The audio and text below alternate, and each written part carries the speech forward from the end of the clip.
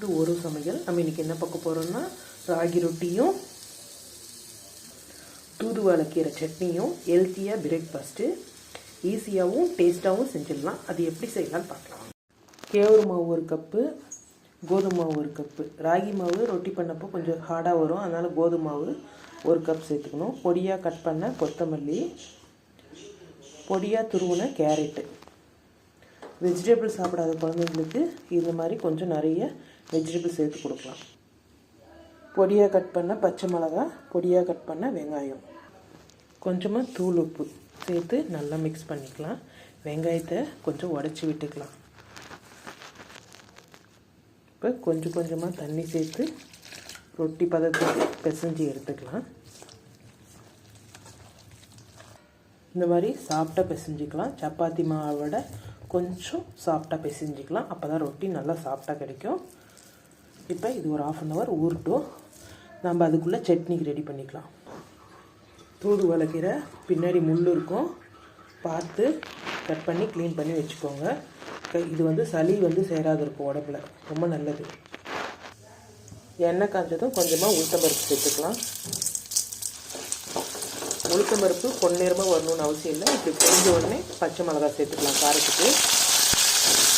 ஒரு பெரிய வெங்காயம்,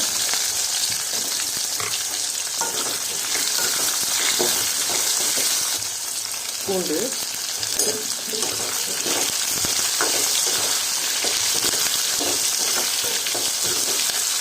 ரெண்டு தக்காளி பெருசாக கட் பண்ணி சேர்த்துக்கலாம்.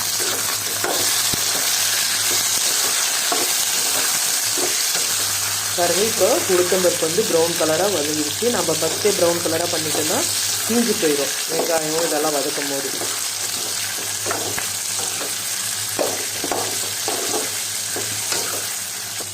இப்போ க்ளீன் பண்ண வச்சு கீரையை சேர்த்துக்கலாம்.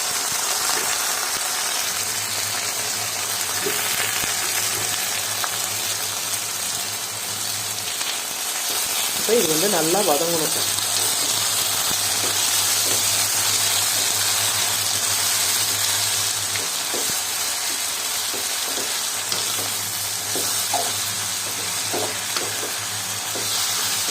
கீரை வதங்கும் போது கொஞ்சம் கல்லுப்பு சேர்த்துக்கலாம்.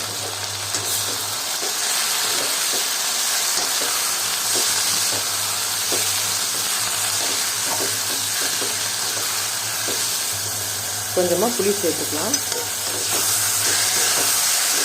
கீரைலாம் நல்லா வெந்துருச்சு. இப்போ புளியும் சேர்த்து ஒரு 2 நிமிஷம் கலரி எடுத்துக்கலாம். கொஞ்சமாக துருவன தேங்காய் சேர்த்துட்டு ஸ்டவ் ஆஃப் பண்ணிவிட்டு மிக்சிலேயோ அம்மிலேயோ வச்சு அரைச்சி எடுத்துக்கலாம். எண்ணெய் தடவிட்டு வாழை இலையில் கொஞ்சம் மெலிசாக தட்டிக்கலாம். ரொம்ப மெலிசாக தட்டிக்கலாம். இப்போ அப்படியே வாழை இலையோட சேர்த்துட்டு ஒரு 2 நிமிஷம் கழித்து எடுத்தால் ரொட்டியும் வாழை இலையும் செப்பரேட்டாக வரும். தூதுவளை சட்னி சூப்பராக ரெடி ஆயிடுச்சுங்க. இப்போ ரொட்டியும் ரெடி ஆகிட்டுருக்கு. ரெண்டும் ரெடி ஆகிடும். நமக்கு ஹெல்த்தியான பிரேக்ஃபாஸ்ட் ரெடி ஆகிடும். ஒரு சைடு வெந்ததும் திருப்பி போட்டுக்கலாம்.